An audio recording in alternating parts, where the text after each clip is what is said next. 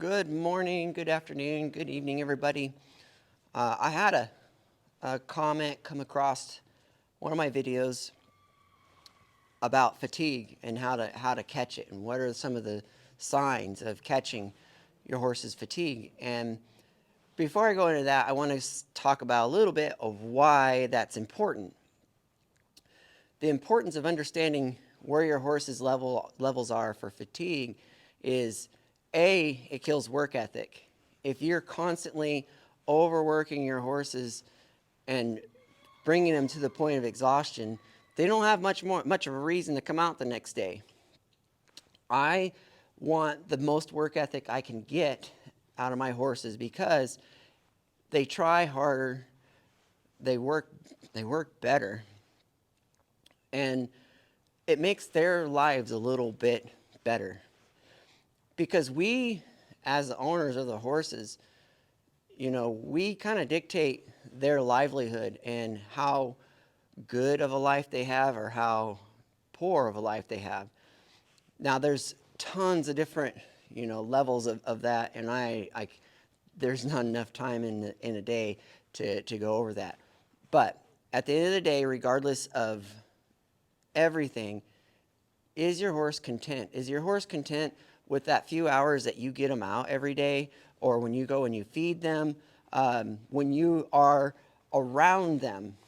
Do they want to be with you? Do they want to stay with you where you're at? Do you bring a light to their life that they notice and they find worthy? So, that is why understanding our horse's fatigue is so important to me, because it's to do with the quality of their life. So, fatigue with your horses. I think there's really two main areas of fatigue.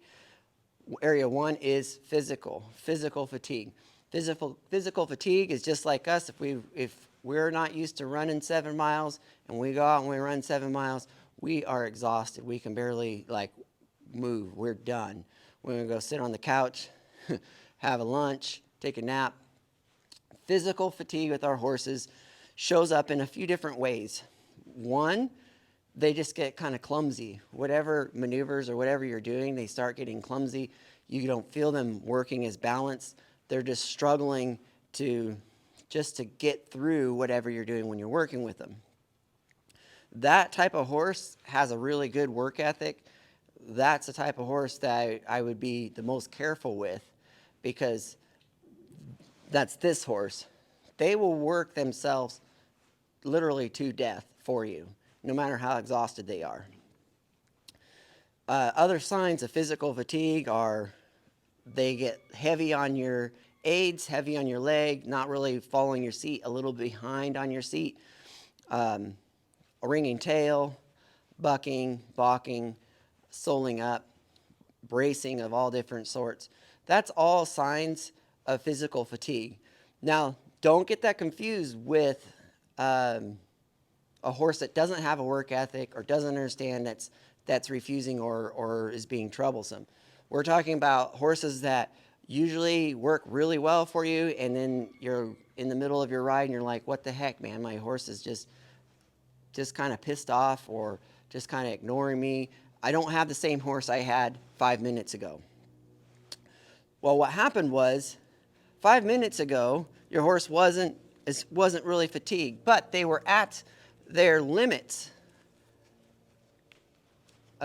of fatigue, where they can no longer produce what you're asking of them, not in an efficient way. So we gotta watch that. How do we find that? Being observant is a big thing. I learned when this horse was 4 years old that she won't quit.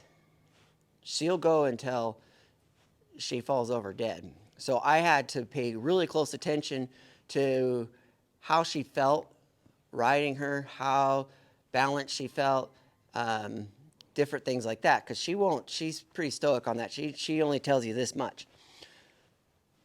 Other horses will tell you more.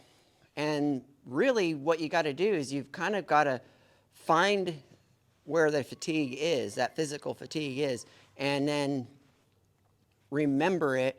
And then you can work up to that point. And as they're getting in better shape, let's say they're not all the way, all legged up and ready to go, then, you kind of push that along a little bit as they get in shape, just little by little, minutes don't really mean anything, but like, maybe 5 more minutes, maybe 3 more times on that maneuver, maybe 1 more time on that maneuver, to start to see if that fatigue level is raising. So you don't stay at that, well, I can only ride my horse for 20 minutes because they're going to be tired. You're limiting your progress. However, when they're legged up, they only have so many maneuvers in them, and they're going to be tired physically. The other area of fatigue with their horses is going to be like a mental emotional fatigue. Now, a mental emotional fatigue is they're just done. They can't take on any more knowledge that day. They can't refine what they know anymore that day. Just like you or me when we're studying for a final exam, like you get to a point and you just don't absorb anything. And the horses do something kind of similar. It's a little bit different. And it takes more energy because I can't say, Mocha, you give me 1 perfect circle and we're done for the day. It doesn't work that way. We've got to communicate in other ways. So it makes it a little harder and it burns up more energy.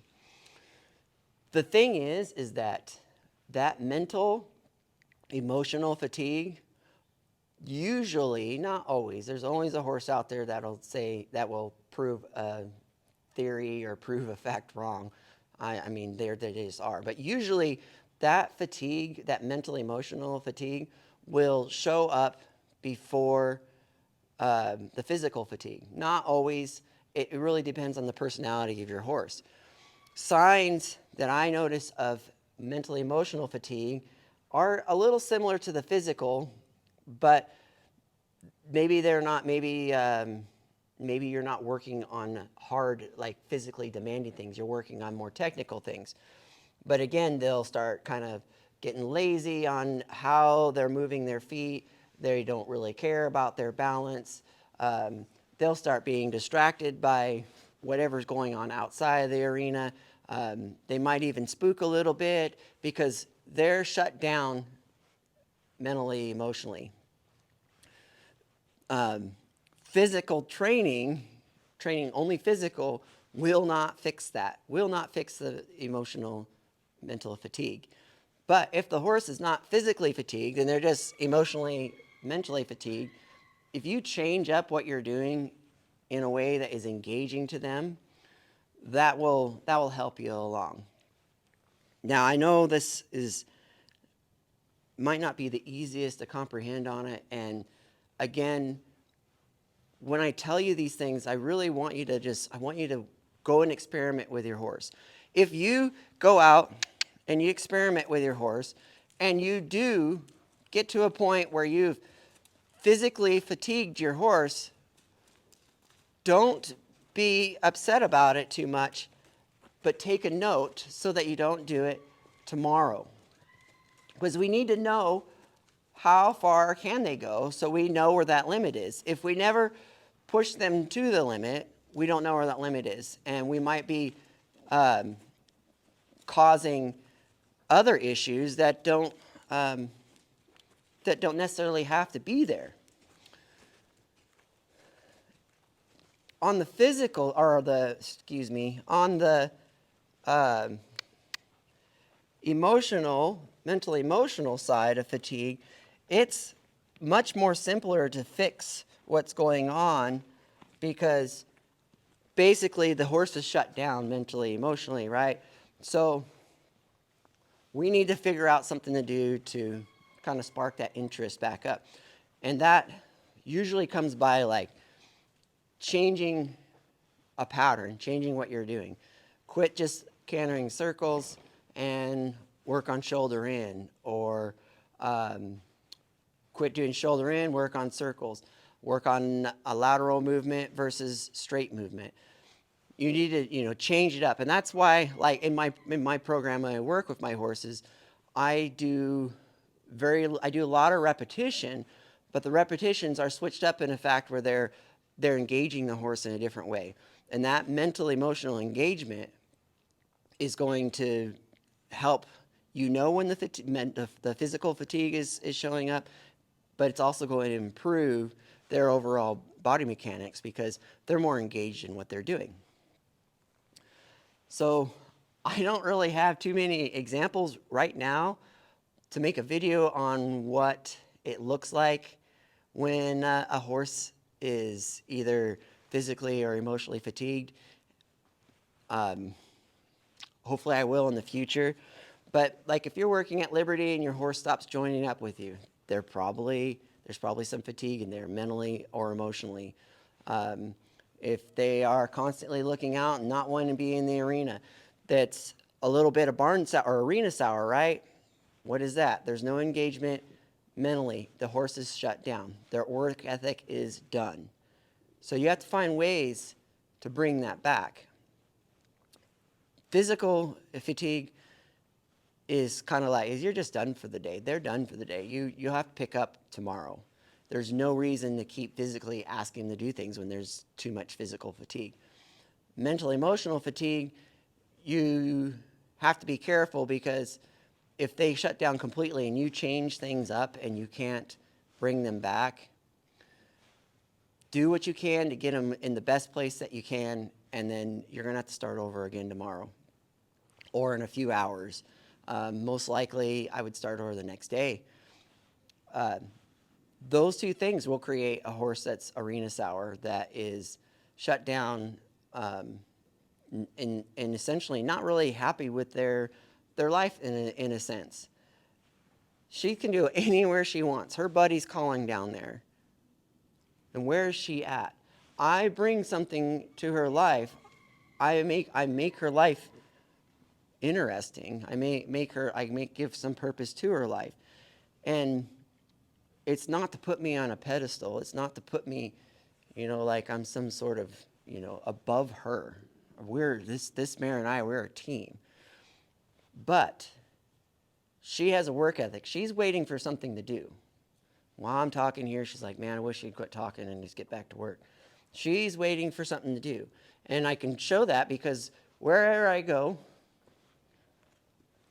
when she's going to follow. She's going to come with me. She's looking for things. I can get her to move away, send her out there, and I come back to talk to you. Where does she come? She comes back over here because she likes the purpose, her quality of life. Mentally, emotional health is good. So I hope that helps you guys a little bit. I appreciate it. If you made it this far in the video, please feel free to hit that thumbs up button, subscribe, leave a comment, ask a question, and if this did work for you and you want some more information, I'll put a couple more videos over there. Thank you. Enjoy your day, enjoy your ride, enjoy your horses, and enjoy your lives.